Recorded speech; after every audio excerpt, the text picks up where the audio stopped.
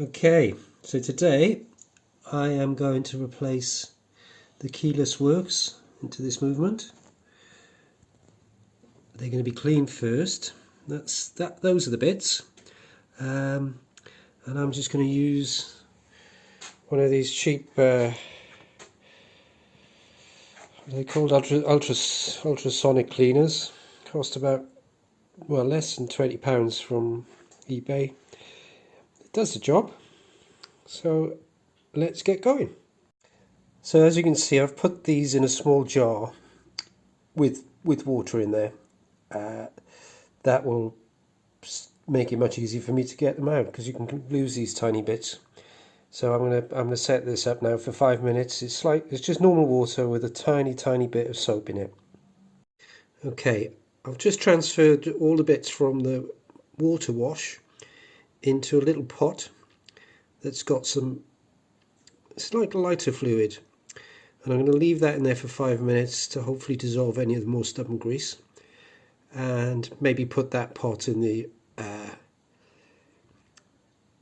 ultrasonic cleaner as well, because the bubbles just kind of make all that stuff come off.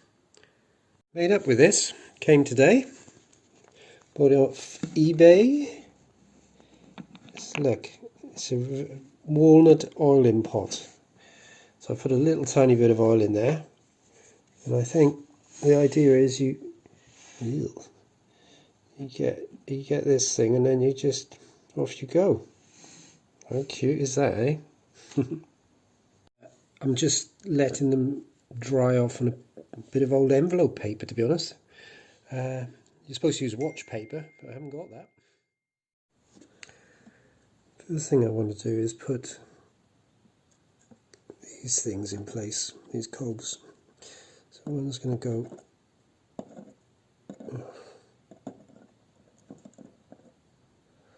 one's going to drop in there, and then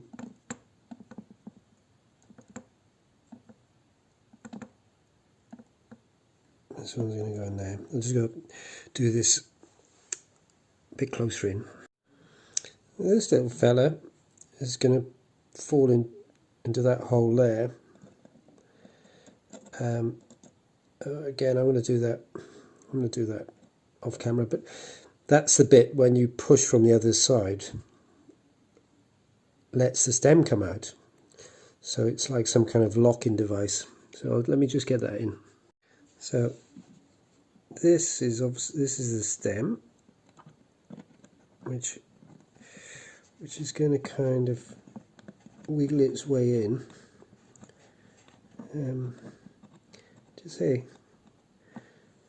Now all these other little bits are all going to help that push that way or stay in place, spring things up and down. So we're going to start getting those in now.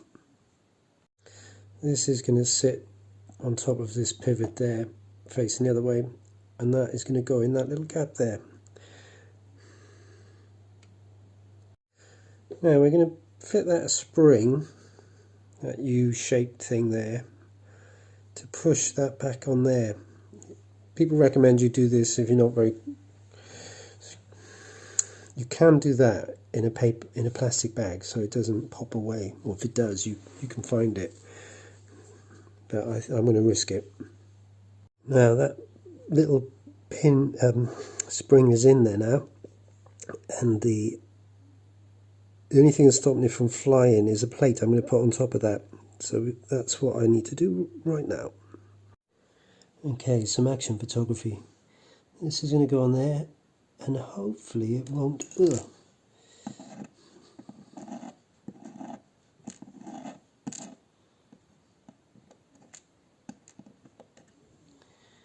going to say hopefully it won't spring everywhere.